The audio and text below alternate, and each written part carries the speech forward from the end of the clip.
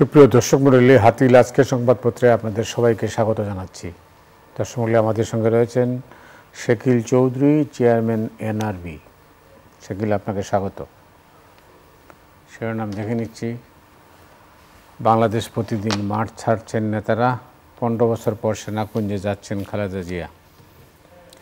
সমকাল ICT আইনে থাকছে না দলের বিচারের বিধান, শতকোটির সম্পদ টানা 32 বছর বুক দখল বাহারে।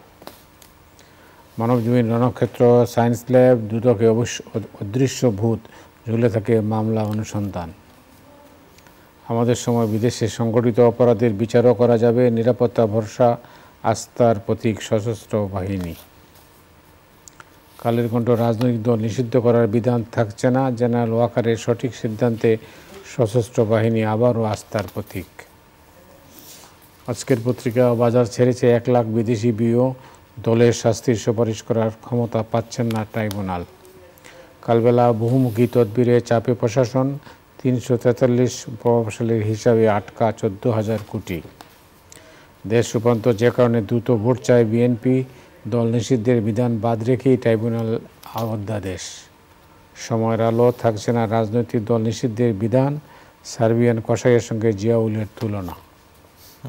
খবরের কাগজ, রাজনৈতিক দলকে শাস্তির সুপারিশের বিধান বাতিল, সাবেক আইজিপি মামুন সহ 8 কর্মকর্তা কাঠগড়ায়।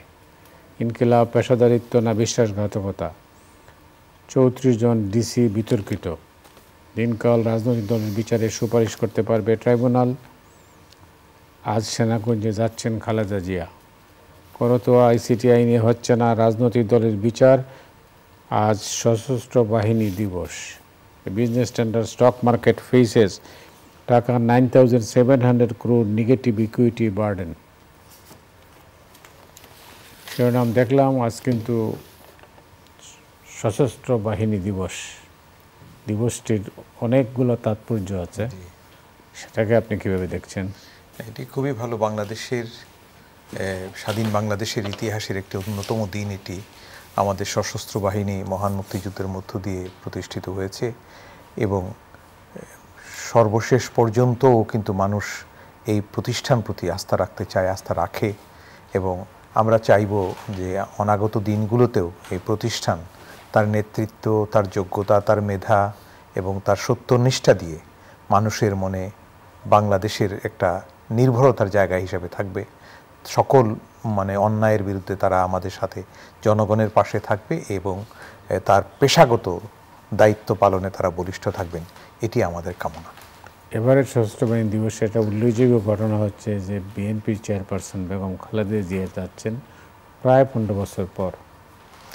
আসলে এটি খুবই ওনার জন্য নিশ্চয়ই অনেক আবেগের, কারণ উনি এক সময় সেখানেরই বাসিন্দা ছিলেন।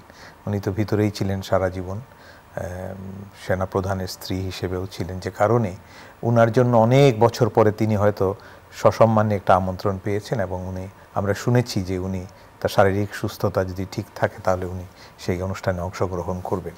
এটি নিয়ে একটি বেশ আগ্রহ আছে সকল শ্রেণী মানুষের মধ্যে, অনেক দিন পরে তারা পাবেন।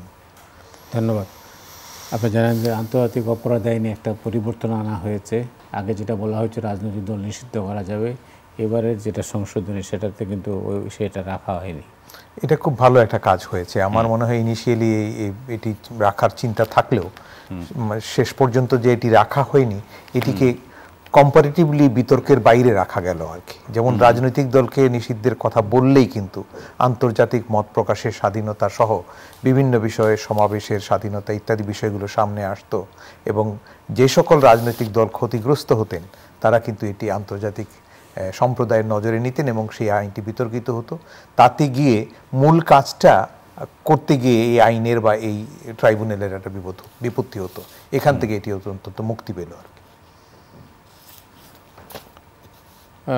আর কালবেলা শিরোনাম হচ্ছে বহুমুখী তদবিরে চাপে প্রশাসন।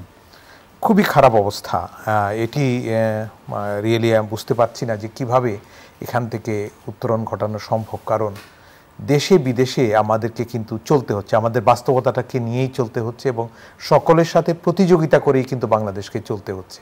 আন্তর্জাতিক অঙ্গনে কেউ কিন্তু আমাকে ছাড় দিবে না, বিশেষ কোনো প্রায়োরিটি আমার নেই। সেখানে যদি আমার প্রশাসন সকল প্রশাসন, দেশের ভিতরের প্রশাসন, দেশের বাইরের প্রশাসন, এগুলো যদি সঠিকভাবে সিদ্ধান্ত এবং যদি ঐকমত্যে কাজ করতে না পারে, এটি দেশের জন্য খুব ক্ষতির কারণ হবে। এবং প্রতিদিন আমরা একটা জিনিস দেখছি যেটি খুবই মানে জটিল পরিস্থিতি তৈরি করছে, যে কোথাও কাউকে রাখবেন না, কাকে কোথায় দিবেন না। গত 15 বছরে এই প্রশাসনের মধ্যে যে মানুষগুলো ছিলেন, এরা কিন্তু সবাই কিন্তু মানে এর বাইরে ছিলেন না, এই প্রশাসনের মধ্যেই ছিলেন। এখন এখান থেকেই কিন্তু মানুষকে চুজ করে দিতে হচ্ছে কোথাও ভালো। এই বিবেচনায়, সার্বিক বিবেচনায় অপেক্ষাকৃত একটা টাইম, একটা বোধহয় একটা লাইন টানা উচিত, যে কতটুক পর্যন্ত হলে আমরা তাকে অপরাধী মনে করে বা সে ঝুঁকিপূর্ণ মনে করে তাকে এই প্রশাসনের সাথে রাখবো না। আমূল একেবারে সব মানুষকে কিন্তু 15 বছরের এই পুরো সেটআপটাকে পুরোপুরি কিন্তু মানে উপড়ে ফেলা যাবে না, এটি সম্ভব নয়। সেখান থেকে বোধহয় একটা লাইন টেনে সকলে মিলে কিছুটা ঐকমত্যে এনে এবং কিছুটা যাদেরকে দিয়ে অন্তত সততার নিরিখে যারা পরীক্ষিত বা যারা ইচ্ছাকৃতভাবে কোনো অন্যায় কাজ করেননি, অন্যায়ভাবে সুবিধা গ্রহণ করেননি, দলবাজি ইচ্ছাকৃতভাবে করেননি, এই জাতীয় জিনিস কিছু যদি একটা লাইন টানা যায়, আমি কোনো নির্দিষ্টভাবে বলবো না, কারণ যারা চালাচ্ছেন তারা এটা নিশ্চয়ই আরও বেশি বুঝবেন, কিন্তু মনে করিয়ে দিতে চাই যে একটা লাইন টানা উচিত। কারণ 15 বছরের পুরো সেটআপটাকে আপনি আমূল বাদ দিয়ে দিতে পারছেন না, এটা পারা যাচ্ছে না। এরা তো এই দেশেরই মানুষ। সুতরাং এখান থেকে একটা অংশ যাদেরকে আমরা অপেক্ষাকৃত নিরাপদ মনে করব, অপেক্ষাকৃত কম দলবাজ মনে করব, তাদেরকে কাজে লাগিয়ে, এবং অনেক মেধাবী মানুষ কিন্তু আছেন যারা কিন্তু পিছনে চলে গেছিলেন, অনেক পিছনের সাম্প্রতিক দিনগুলোতে আমরা দেখেছি যে ওখানে কিন্তু দলের থেকে বড় বেশি হচ্ছিল তোষামত যারা করতে পারছেন, যারা যারা ক্ষমতার ওই কাজগুলোর সাথে জড়িত, তাদের সাথে যারা প্রকাশ্য বা অপ্রকাশ্য সম্পর্ক রাখতে পেরেছেন, তারাই কিন্তু পদায়িত হয়েছেন এই সাম্প্রতিক বছরগুলোতে। সেখান থেকে অনেক ভালো মেধাবী লোকজন সেই আগের রাজনীতির আদর্শের সাথেও হয়তো সম্পর্কিত, কিন্তু তারা কিন্তু জায়গা পান নাই। তো সেই কারণে আমরা মনে করি যে মেধাবী কিছু লোকজনকে যদি আমরা সামনে আনতে পারি, যারা সার্ভিসে আছেন, পিছনে চলে গেছেন, তাদেরকে নেওয়া যেতে পারে। আর তো নিশ্চয়ই আমরা চাইবো না যে আর পিছনে ফিরে যাওয়া, কারণ সামনের দিকে যেতে হলে সেই নীতি দর্শনটাকে সামনে নেয়া, এবং যারা মত, পথ, স্বাধীনতা, নির্বাচন সবগুলো বিষয়কে মূল্যায়ন করেন, মূল্য দেন, এই জাতীয় মানুষগুলোকে, এবং প্রজাতন্ত্রের একজন কর্মী হিসেবে যারা নিজেদেরকে মনে করেন, তাদেরকে নিয়েই বোধহয় আমাদেরকে এগোতে হবে সামনে। আপনি জানেন যে মানে অতি সম্প্রতি মানে অথবা একদিন আগেই ধরেন, মানে গতকাল পুলিশ প্রশাসনে একটা পরিবর্তন এসেছে। পুলিশের আইজিপিকে পরিবর্তন করা হয়েছে, ঢাকার পুলিশ কমিশনারকে পরিবর্তন, আজকে সন্ধ্যায় বোধহয় এটি হয়েছে। তো আমরা জানি না এগুলো প্রশাসনিক ব্যবস্থার অধীনেই হয়তো হয়েছে, তবে আমরা আশা করব যে পুলিশ বাহিনীর মধ্যে যে স্থবিরতাটা আসছে, নতুন নেতৃত্ব এটিকে কাটিয়ে উঠতে সক্ষম হবেন। কারণ সত্যিকার অর্থেই আইন শৃঙ্খলার অবস্থা বা মানুষের মধ্যে কিন্তু একটা অস্থিরতা আসছে, অনিশ্চয়তা আছে, বিভিন্নভাবে এনার্কিগুলো তৈরি হচ্ছে। সেখানে কিন্তু এই যে ঢাকা কলেজ এবং সিটি কলেজের এই যে সামনে যে মারামারিগুলো 5-6 ঘন্টা লাগাতার এটাতে এখানে মারামারি আজকে হয়েছে, এবং এগুলো কিন্তু কেমন জানি একটা অস্থিরতা এসে গেছে। এই বিপ্লবের পরবর্তী পেইন হয়তো তার একটা অংশ।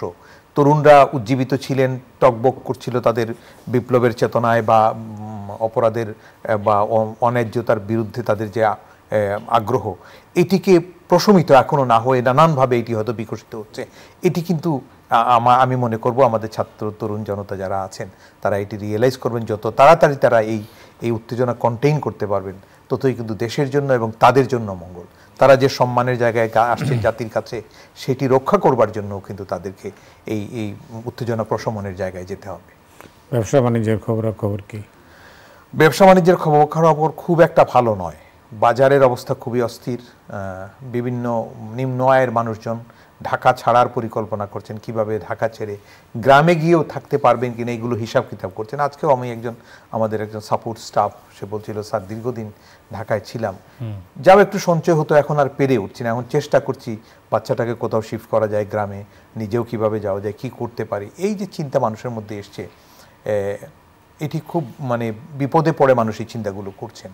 যারা লুটপাট করেছেন, টাকা পয়সা নিয়েছেন, তাদের তো কোনো অসুবিধা নেই, তারা দেশে হোক বিদেশে হোক, পালিয়ে হোক আর লুকিয়ে হোক, তারা কিন্তু ভালোই থাকবেন, তাদের কোনো অসুবিধা, অ্যাটলিস্ট খাওয়া পড়ায় আর্থিক কোনো অসুবিধা তাদের হবে না। কিন্তু সাধারণ মানুষকে এটা খুবই পীড়া দিচ্ছে। এবং এই সরকারের তাৎক্ষণিকভাবে খুব একটা কার্যকর পদক্ষেপ এখানে দৃশ্যমান হচ্ছে না। যে সকল ব্যক্তিবর্গ এইসব সিন্ডিকেশন করেছেন, মনোপলি করেছেন, কোনো ব্যবসা বাণিজ্যের মধ্যে যারা ইম্পোর্টে মনোপলি করেছেন, মার্কেট সিন্ডিকেশন করেছেন, এদেরকে কিন্তু বর্তমান সরকার খুব নিয়ন্ত্রণে আনতে পারছেন এটি কিন্তু মনে হচ্ছে না। সেই কারণে এখানে বোধহয় আরও জোর দেওয়া দরকার হলে মার্কেট মনিটরিং বা আরও কিছু বিশেষ টিম গঠন করে খাতওয়ারি যদি কিছু তদারকির ব্যবস্থা জোরদার করা যায়।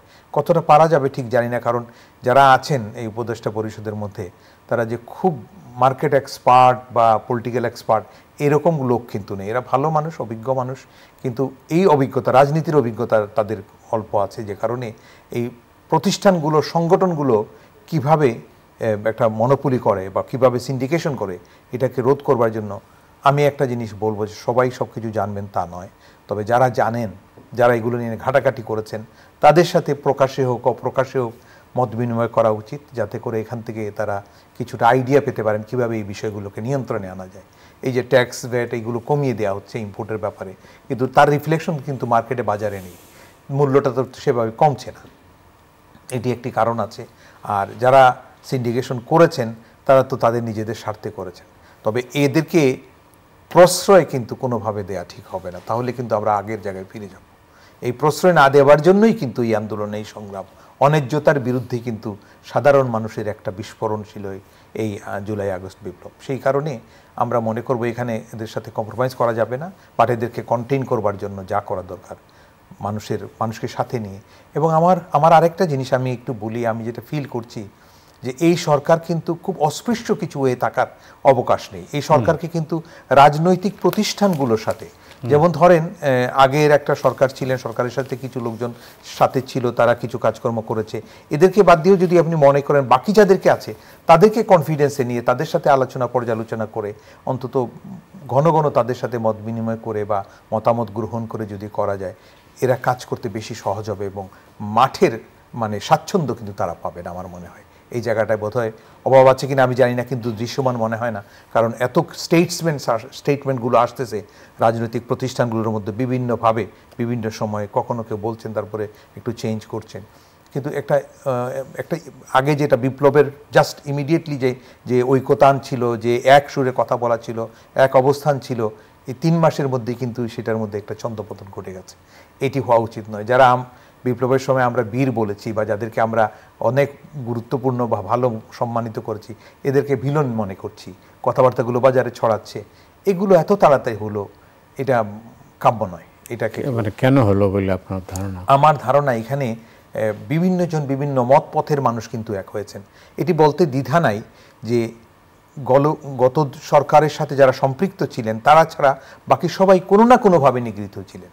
হয়তো তিনি বাজারে নিগৃহীত হয়েছেন, অথবা রাজনৈতিকভাবে নিগৃহীত হয়েছেন, অথবা সামাজিকভাবে নিগৃহীত। এগুলো একটা জেনারেল কথা আমি বলছি, এখানে কোনো রাজনীতির বিষয় নয়।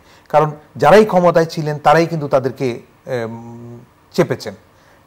সাধারণ মানুষ তার মত প্রকাশের স্বাধীনতায়, আপনারা যেমন পত্রপত্রিকাতে সবসময় আমরা শুনতাম স্বাধীনতা ছিল না, গুম খুনের বিষয়গুলো ছিল, এগুলো কিন্তু বাস্তবতা। এখন কিন্তু এগুলো আর আরব্য উপন্যাসের গল্প নয়, এগুলো এই সরকার পতনের পরে যা দেখা গেল তাতে দেখা গেল যে এগুলো বাস্তব ছিল এবং বাস্তব ঘটনা। এই বাস্তবতার কারণে মানুষের মধ্যে যে ক্ষোভ বিক্ষোভ ছিল, বিভিন্নজন বিভিন্ন জায়গা থেকে বিভিন্নভাবে জিনিসগুলো চেয়েছেন, এখন তিনি সেটা সেভাবে পাচ্ছেন না। এই যে খুব জলদি সেটা পাওয়া যাবে না, এবং যারাই যা চেয়েছেন সকলকে কিন্তু এক কাতারে বা একসাথে করে রাখতে কিন্তু এই বর্তমান উপদেষ্টা পরিষদ বা এই সরকার কিন্তু সমর্থ হচ্ছেন বলে মনে হয় না। আমি দেখেছি যারা অনেক কঠিনভাবে এই আগের সরকারের বিরোধিতা করেছেন, এই সরকারকে খুব সহযোগিতা করেছেন, অনেক ব্যক্তিকে তারা অনেক দেবতুল্যভাবে তুলে ধরেছিলেন, সেই মানুষগুলো সম্পর্কেও কিন্তু অনেক অনেক কড়া কড়া সমালোচনা আমরা শুনছি। তো সেটাই আমার কাছে মনে হচ্ছে যে তাল কেটে গেছে, তালটা আবার রক্ষা করতে হবে। ছন্দ পতন ঘটছে, ছন্দের আবার মিল তৈরি করতে হবে, নিতে হবে নেতৃত্ব এই প্রশাসনিক যারা আছেন তাদেরকে, যারা রাষ্ট্র চালাচ্ছেন। ধন্যবাদ। আপনি জানেন যে বিশেষ করে এনআরবি, নন রেসিডেন্ট বাংলাদেশি প্রবাসী যাদেরকে আমরা বলি, তারা কিন্তু এই আন্দোলনে অনেক সক্রিয় ভূমিকা পালন করেছিলেন, এটা তো আপনি জানেন। এবং তাদের কিছু দাবি দেওয়া সম্ভবত বিশেষ করে ভোটাধিকার বোধহয় মানে নিশ্চিত হতে যাচ্ছে, জানেন কি এটা? ভোটাধিকারটা আগে থেকেও ছিল, যারা আমাদের একটা দাবি ছিল যে যারা বাইরে আছেন তারা যেন পোস্টাল ব্যালট অথবা অনলাইন ভোটিং অথবা আমাদের এমবেসিগুলোর মাধ্যমে ভোটটা প্রয়োগ করতে পারেন।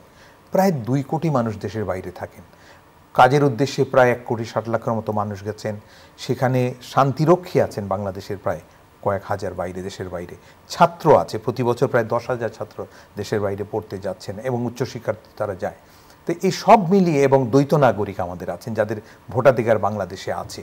তো এই মানুষগুলোকে ভোটের সাথে সম্পৃক্ত রাখতে পারলে, তাদের পার্টিসিপেশনটা থাকলে মানসিকভাবে তারা দেশের সাথে বেশি সম্পর্কিত থাকবেন এবং তারা কিন্তু যখন ভোটটা দিবেন, এই ভোটটা কিন্তু একটা চিন্তাশীল ভোট হবে, একটা ভালো প্রার্থীর পক্ষে কিন্তু এই ভোটটা হবে, দলাদলি মাসুলবাজি বা অর্থের কারণে ভোটটা হবে না। সেই জন্য এই ভোটটা একটা ফ্যাক্টর হতে পারে। আমেরিকাতে যেভাবে সুইং স্টেটের ভোট যেভাবে একটা ফ্যাক্টর হয় তাদের প্রেসিডেন্সিয়াল ইলেকশনে, এই আমাদের প্রবাসী ভোটটা কিন্তু ভালো প্রার্থী নির্বাচনে, দল মতের ঊর্ধ্বে গিয়ে ভালো প্রার্থী নির্বাচনে একটা গুরুত্বপূর্ণ ভূমিকা পালন করতে পারে। সে কারণে প্রধান উপদেষ্টা মহোদয় তার বক্তব্যে বলেছেন পোস্টাল ব্যালটের ব্যাপারে চিন্তাভাবনা করছেন। আগেও এগুলো চিন্তাভাবনা হয়েছিল, কিন্তু এগুলোকে সমন্বিতভাবে এটাকে প্রেস করা হয়নি। আমি মনে করি যেহেতু প্রধান উপদেষ্টা নিজে বলেছেন, এই কাজটি যদি পরবর্তী ভোটের সময় যদি তারা পোস্টাল ভোটটা দিতে পারেন অথবা অনলাইন ভোটিংয়ের কোনো ব্যবস্থা করা যায়, এটি নিশ্চয়ই বাংলাদেশের রাজনীতিতে একটা ইতিবাচক ফল আনতে সক্ষম হবে। আরেকটা বিষয়, যে প্রবাসী যে রাজনৈতিক দলের শাখা, এই পৃথিবীর অন্য কোনো দেশের আছে কিনা আমি জানি না, আমি তো চোখে পড়ি না। আমাদের চিত্রগুলো, রাজনীতির চিত্রগুলো কিন্তু খুব খুব বেশি প্রকাশিত এবং অনেক সময় অ্যাগ্রেসিভ। এই যে দেশে যেভাবে দলাদলিগুলো হচ্ছে, আমি একটা কথা বলে নিই, আমাকে কেউ দ্বিমত করলে আমি তার সাথে কোনো ঝগড়া করব না, তবে আমার ধারণা যত প্রবাসী দেশের বাইরে থাকেন তার থেকে 15 থেকে 20 ভাগ হয়তো প্রবাসী ম্যাক্সিমাম এরা রাজনৈতিকভাবে দলাদলিতে থাকেন, এই দলের সাথে ওই দলের সাথে এইভাবে থাকেন, এই সরকারের সাথে ওই সরকারের সাথে এভাবে হয়তো থাকেন। বাকি 80 থেকে 85 ভাগ মানুষ কিন্তু প্রবাসী যারা আছেন তারা কিন্তু এইসব রাজনীতির মধ্যে নেই, তারা দেশের সাথে আছেন, তারা দেশের ভালোর সাথে আছেন, ভালোগুলো খোঁজখবর, মন্দ হলে খারাপ লাগে, ভালো হলে তারা উৎসাহিত হন, সহযোগিতার প্রয়োজন যখন হয় তখন বন্যা খরায় তারা কাছে আসেন, গ্রামের বিপদে মানুষের পাশে দাঁড়ান, এই জিনিসগুলো কিন্তু প্রবাসীদের আছে। সুতরাং বেশিরভাগ মানুষই কিন্তু দলীয় রাজনীতির বাইরে বাংলাদেশটাকে তারা ওন করেন। এই জন্য এবং আমাদের কিন্তু যে সর্বশেষ যে নির্বাচনী আচরণবিধিটি দিয়ে এগুলো ছিল, এর মধ্যে কিন্তু এই বিদেশের রাজনৈতিক দলের শাখা না থাকার কথা ছিল, কিন্তু সেগুলো কিন্তু হয়ে গেছে এবং এগুলো কিন্তু উৎসাহিত করা হয় ঢাকা থেকে। করার কারণে এয়ারপোর্টে হয়তো দেখা যায় গেলো সরকারের প্রধান গেলেন, তার পক্ষে একদল ইতিবাচক করছেন, আরেক দল বিরুদ্ধে করছেন, এতে কিন্তু দেশের খুব ভালো ফল আসে না এবং সব সময় এগুলো শান্তিপূর্ণ থাকছে না। এগুলো কিন্তু অনেক সময় আক্রমণাত্মক হচ্ছে, ধ্বংসাত্মক হচ্ছে, পুলিশের ইন্টারভেনশন লাগছে, এতে কিন্তু দেশের একটা ভাবমূর্তির প্রশ্ন দেখা দেয়। আমার মনে হয় এগুলো সবসময় শান্তিপূর্ণ থাকে না। সুতরাং বাইরে গিয়ে ওই মূলধারার রাজনীতিতেই অংশগ্রহণ করাটা আমার মনে হয় বেশি জরুরি। তো এই শাখা অন্যান্য দেশে তো আপনি তো সারা দেশ দুনিয়া ঘুরে বেড়ান, অন্য দেশের এত আমাদের বাংলাদেশের মতো এত রাজনীতি মনস্ক বা রাজনীতির প্রতি আগ্রহী মানুষ কিন্তু অন্যান্য দেশে কম। এই যে আপনি অন্যান্য যে কোনো দেশে, আমেরিকার কথাও যদি বলেন, তারা একটা রাজনীতি করেন কিন্তু খুব ভিজিবল, খুব কিছু দেখতে পারবেন না আপনি। পলিটিক্যাল প্রোগ্রামগুলো হয়তো হচ্ছে, কিন্তু চায়ের টেবিলে, খাবার টেবিলে সর্বত্রই কিন্তু আমাদের বাংলাদেশের মানুষ রাজনীতি নিয়ে আলোচনা করে। বিদেশে থাকলেও কিন্তু দেশের রাজনীতি নিয়ে এটি একটি ভালো কারণ, কিন্তু এটা যখনই একটু নেতিবাচক চরিত্র ধারণ করে তখনই আমাদের জন্য খারাপ হয় আর কি। তো আমাদের অনেকগুলো দেশে, আমাদের দেশের ব্যবসায়ী রেগে ভালো ভালো ব্যবসা করছেন। এই যেমন আজকে আমার মনে হয়েছিল আপনি আলোচনায় জিনিসটা আনবেন, যে এই যে আমাদের বাংলাদেশ থেকে টাকা পাচার করে নিয়ে গেছেন সিঙ্গাপুরে, ভদ্রলোক কিন্তু আমাদের ইনি কিন্তু বাংলাদেশেরই একজন নাগরিক। তিনি কিন্তু বাংলাদেশ থেকে গিয়ে সিঙ্গাপুরে গিয়ে অনেক গুরুত্বপূর্ণ পজিশনে গেছেন, টাকা পয়সা ওখানে নিয়ে গেছেন, এগুলো নিয়ে আলাপ আলোচনা হচ্ছে। এইসবের ব্যাপারেও কিন্তু আমাদের প্রবাসীদেরকে একটা ইতিবাচক কাজে লাগানো যায়। আমি সরকারের সবসময়ই বলি, সবসময় এই কথাগুলো বলি, দেখা হলেই বলি যে প্রবাসীদের যে ট্যালেন্টগুলো আছে এগুলোকে আপনারা কাজে লাগান। অনেক প্রবাসী আছেন ওই দেশে রিটায়ার করেছেন, কিন্তু তারা কিন্তু ভলান্টিয়ারি কাজও দেশের জন্য করতে চান, তার তো সময় কাটানো দরকার, তারা ওই দেশের ভলান্টিয়ার কাজ করছেন, বাংলাদেশের করতে চান, তাদেরকে কাজে লাগাতে হবে। এখন দলাদলি যদি করতে থাকেন কোন দলের, তখন কিন্তু অনেক বেশিরভাগ প্রবাসী আর কিন্তু সামনে আসতে পারেন না, দলাদলির মধ্যে পড়ে যান। সুতরাং আমরা মনে হয় এগুলো, এবং কিছু কিছু ক্ষেত্রে অনেকেই কিন্তু, যেমন আমি এই কথাটা উল্লেখ করতে চাই, এটি আমাকে খুব হার্ট করেছে, এই যে আমাদের ওই যে ভদ্রলোক টাকা পাচার করে নিয়ে গেছেন সিঙ্গাপুরে, তিনি বাংলাদেশ ব্যাংকের গভর্নরকে একটা থ্রেট করেছেন, আপনি বোধহয় পত্রিকায় দেখেছেন যে একটা আইনি নোটিশের দিকে যাচ্ছে। তিনি বলেছেন যে তিনি সিঙ্গাপুরের নাগরিক, সেই নাগরিক অধিকারে তিনি বাংলাদেশের আলম সাহেব উনি এইটা করেছেন। উনি সিঙ্গাপুরের নাগরিক হয়তো হতেও পারেন, আমি ঠিক জানি না, কিন্তু আমার জ্ঞান মতে সিঙ্গাপুর কিন্তু দ্বৈত নাগরিকত্ব অ্যালাউ করে না। তিনি যদি সিঙ্গাপুরের নাগরিক হন তাহলে তাকে আগে বাংলাদেশ নাগরিকত্ব ত্যাগ করতে হবে, ত্যাগ করে সিঙ্গাপুরের নাগরিকত্ব নিতে হবে। তার যে ল ফার্মটি নোটিশ পাঠানোর জন্য বাংলাদেশ ব্যাংকের গভর্নরকে, এখন এটা যদি হয় তাহলে কিন্তু তাকে এই সংস্কারের মধ্যে একটা থ্রেট হয়ে গেল। এই যে অর্থ পাচার হয়ে যাচ্ছে, আমি কিন্তু এটা একটা বিরাট প্রবক্তা দীর্ঘদিন যাবত, যে দেশের বাইরে থেকে যে যখন যেভাবেই নিচ্ছেন কাউকেই আমরা, এটা দেশের সম্পদ, 18 কোটি মানুষের সম্পদ, এটি আপনি চুরি করে বাইরে নিয়ে যাবেন, গিয়ে লম্বা লম্বা কথা বলবেন। এই আসসালাম সব বলছেন আমি সিঙ্গাপুরের নাগরিক, আমার অধিকার আছে দেশের।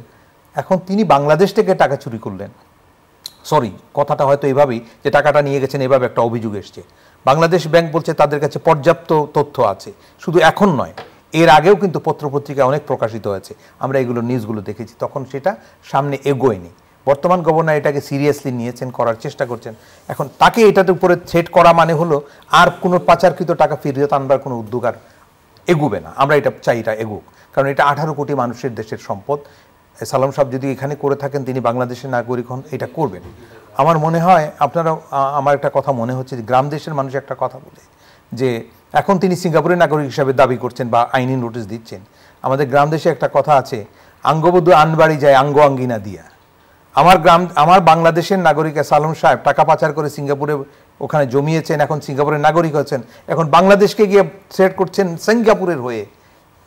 এইসব জিনিস আমাদের কিন্তু টলারেট করা উচিত নয়। একবার যদি উনি উইন করে যায়, আমাদের এখানে কঠোর আইনি উদ্যোগ থাকতে হবে। যদি না হয়, একবার যদি থ্রেট করে, তাহলে কিন্তু আমরা কোনো পাচারকৃত টাকা আনতে পারবো না, কারণ সব পাচারকারী তাকে পিছন থেকে ইন্ধন দেবে এইটা কাজ করবার জন্য।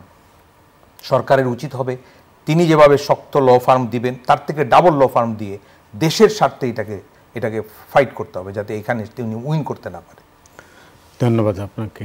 আজকের পত্রিকার শিরোনাম হচ্ছে বাজার ছেড়েছে 1 লাখ বিদেশি বিও, মানে আপনি জানেন যে ক্যাপিটাল মার্কেটের ব্যাপারটা বলছেন। আমি এটার ব্যাপারে আপনার বোধহয় জানা আছে, আমরা অনেক কথা বলি, এবং আমার একটা ধারণা যে প্রবাসীদের জন্য সবচেয়ে নিরাপদ জায়গা হলো সে নিজে ম্যানেজ করে যেটা করতে পারে, সেটা হলো যেটা ক্যাপিটাল মার্কেট।